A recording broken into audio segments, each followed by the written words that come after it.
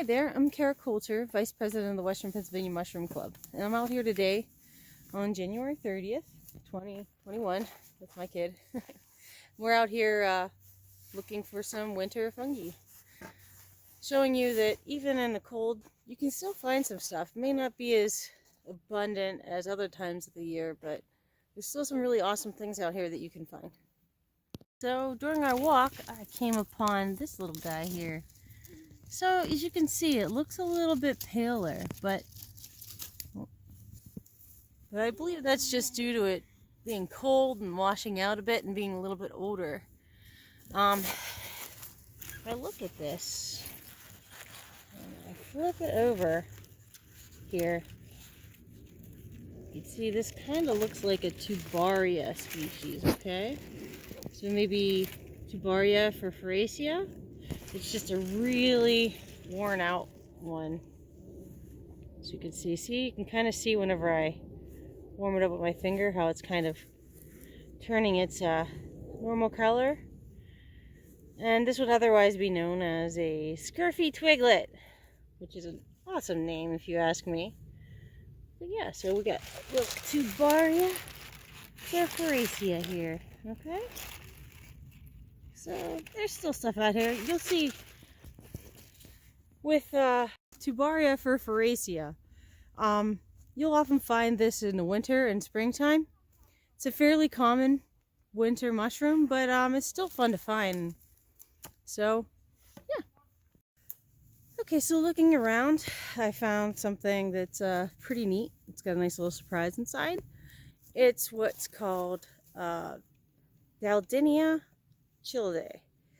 And there's a species in Europe called Daldinia concentrica that's pretty much identical.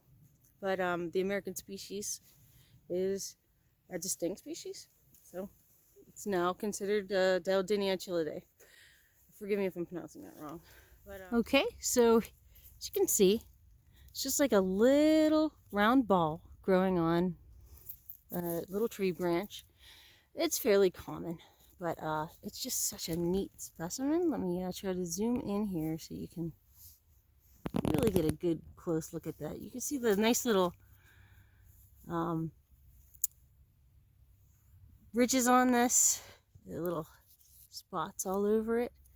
And I'm going to take this and I'm going to break it in half for you. Okay, so you see here, if you look at this, you can see it actually has concentric circles around it.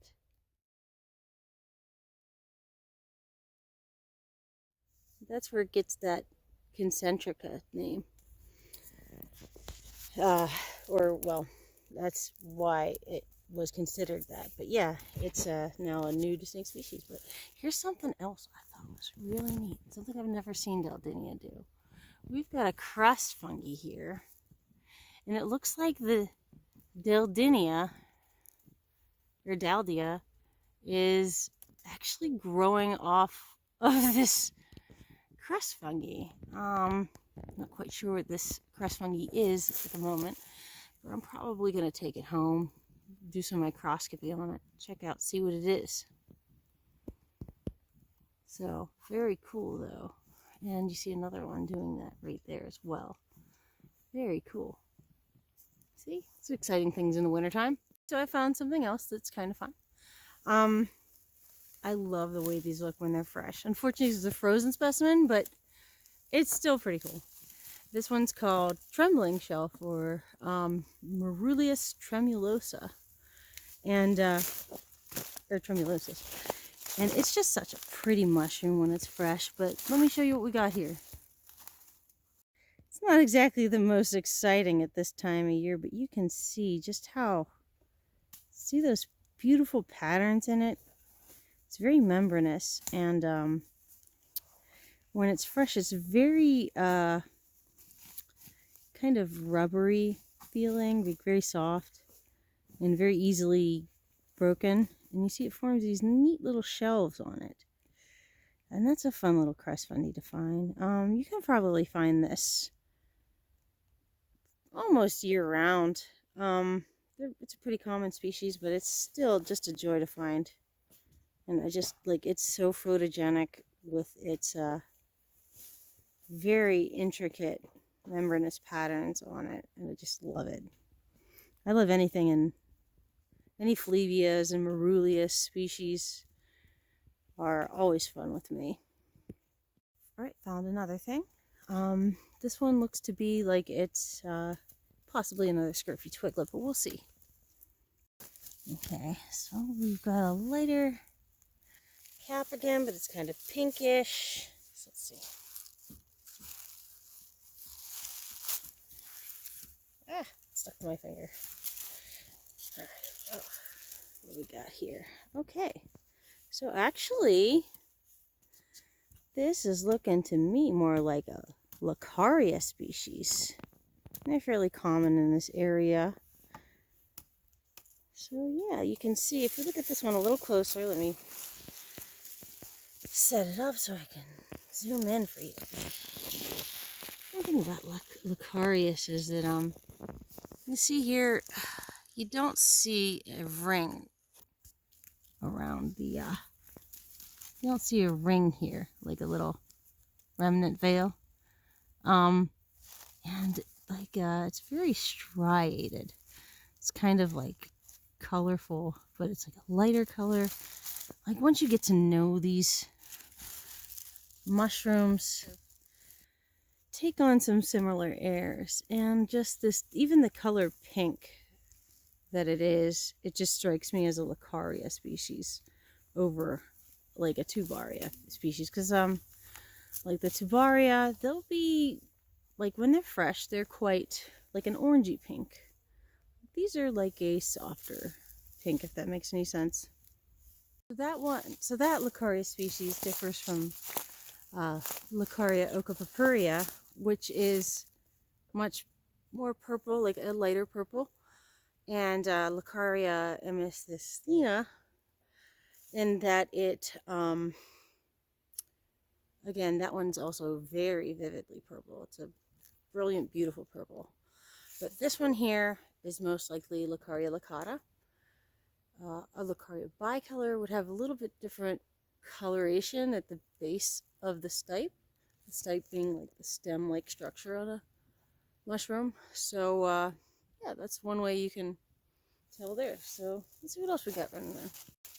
Okay, so I like to, when I'm searching, I kind of like to look at these fallen stems on the ground. You tend to find things at this time of year on tree branches or fallen logs. It's not often that you'll find many agaricils still up and popping like the Lucaria laccata, but you can find a lot of crest fungi or you know, just things growing off of tree branches. And I think I found something on this one here. We've got some shield lichens. Those are those green ones here.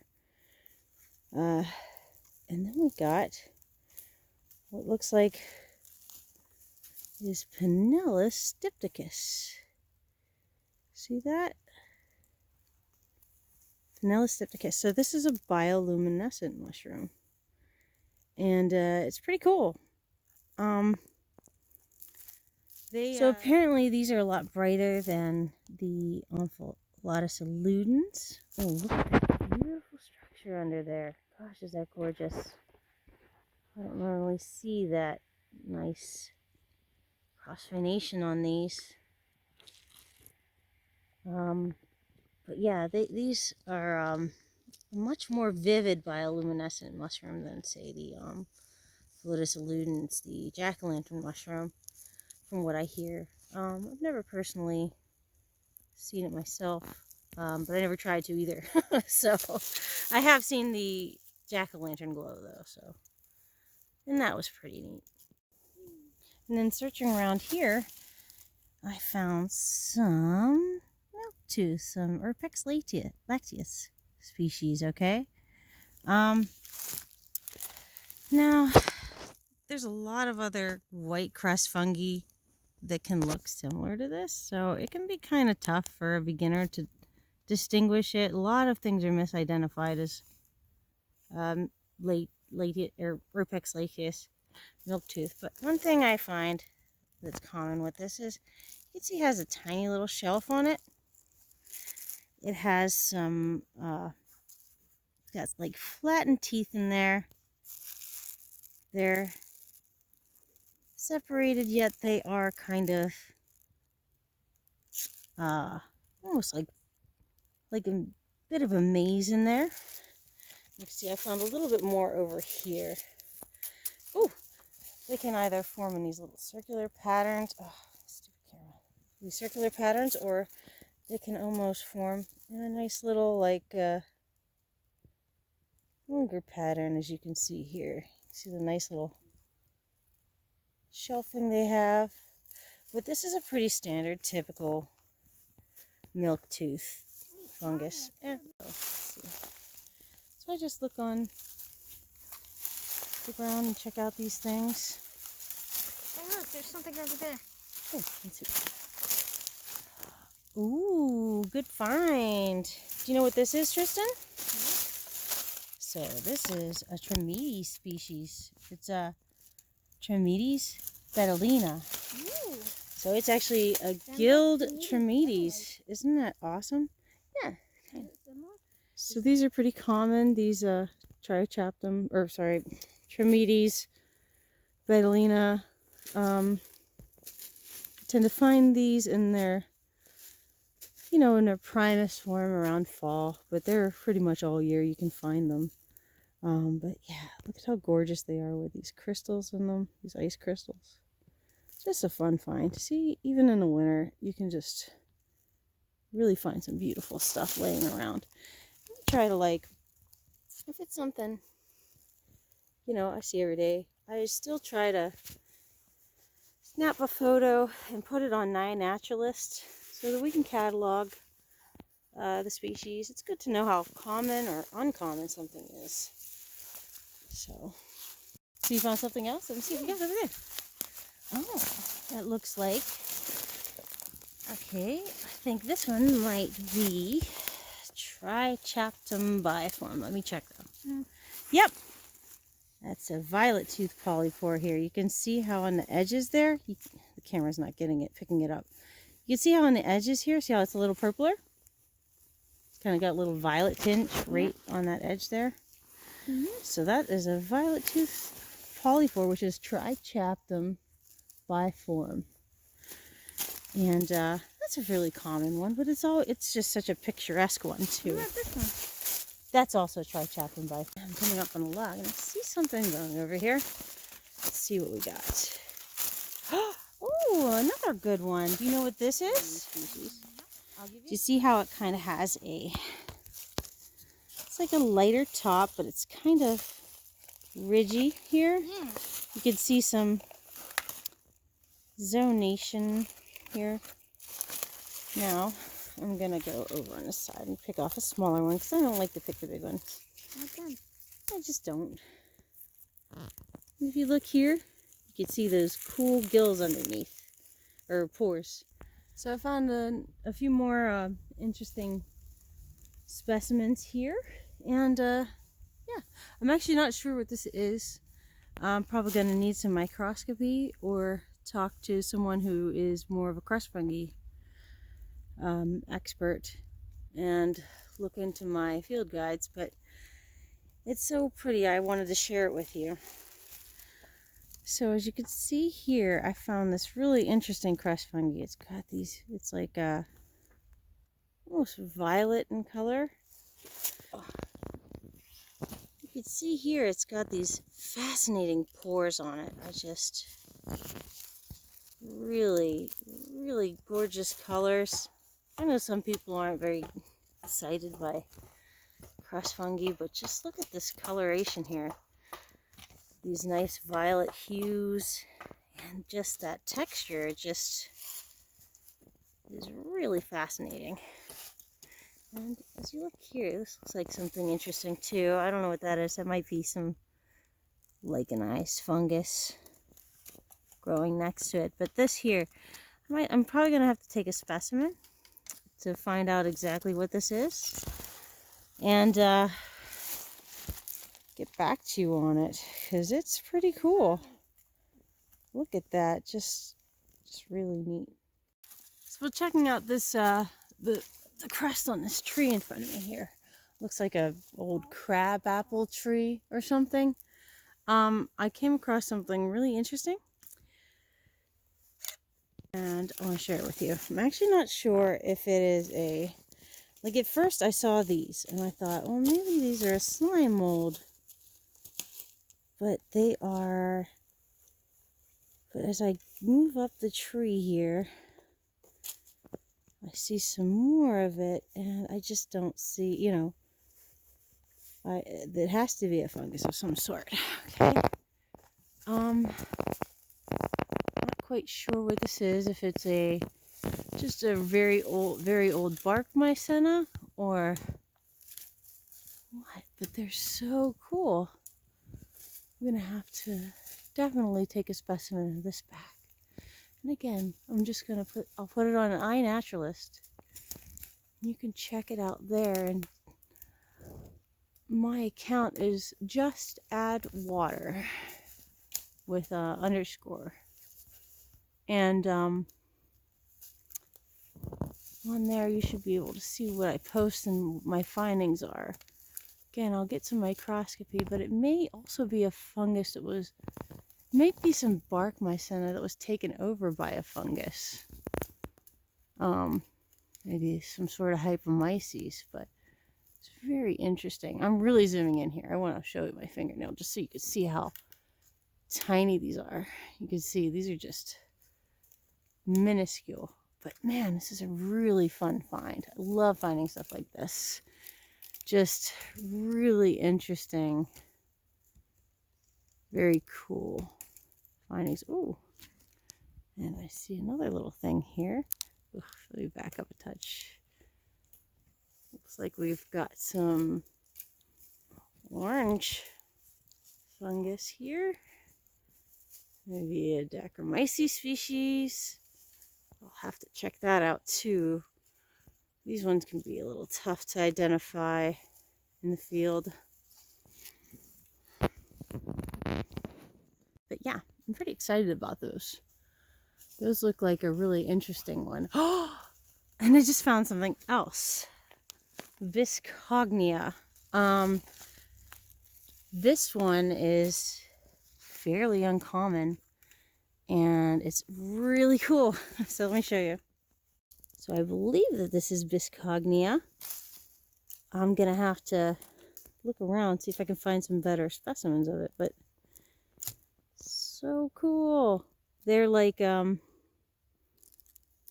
kind of like pop out like little teeny pillars. Very neat. Okay, it looks like I found some more of this forgive my tongue twisting here, but some of this Viscognioxia marginata, I think it's what it's called. I don't know the common name or if it even has one, but I've only seen this once before, and it's really cool. You can see how it's almost like a little mini tower. They kind of pop out a bit. If you go up to them, these they're, you know, not very big, but they break off quite easy. You can see, and they'll leave little marks like that. They have like a little indent in the center, not very big, but quite dark, and you can see over here little spots where it's broken off. So Viscognioxia marginata. Viscognioxia marginata. And very cool. The mushrooms here. What do we got? Oh man, these are pretty neat. Let's see. So let's look at this guy. He's already bent over. Okay. All right. So if I look here, this is another Lucaria species. This is a Lucaria, probably licata. It's pretty big though. But I will say in these woods, These Lucaria species can be ginormous. I found one of the largest Lucaria oca I have ever seen in my life here. I mean, it was literally the size of my forearm. And it was highly, highly mutated. But yeah, you can see there's another one here. This is just really big. Do you remember when we found that monster Lucaria oca here? Yeah. Oh, look at that. That's beautiful. Actually, let me see this a little bit better. That base looks like it might be slightly different color. I don't know if it's because of the snow. This may be Lucaria bicolor. Forgive the terrible videography here, but look at those gorgeous pink gills. These are, you'll find Entomoma also will have a lot of pink gills and Plutea species, but just the gills on Lucarius, you can see they are, you know, like a, I don't know how to describe that, like a slightly off pink. But wow, what a beautiful specimen. The top is cracking, but I think that that has to do a lot with just the weather-related conditions right now. This is pretty distinctively a Lucaria species, possibly Lucaria bicolor, but I'm not sure because it could just be because of the weather conditions that I'm kind of seeing that color variation in the base there. But these are fun find. Lucaria are pretty common species, but they are really beautiful. And it's really fun to find something like this in the wintertime when you think there's nothing. And look, I'm looking right here and there are about 8 or so. I mean, there's like 8 or so just hanging around right here. So, you know, it's absolutely possible to find these things in the wintertime.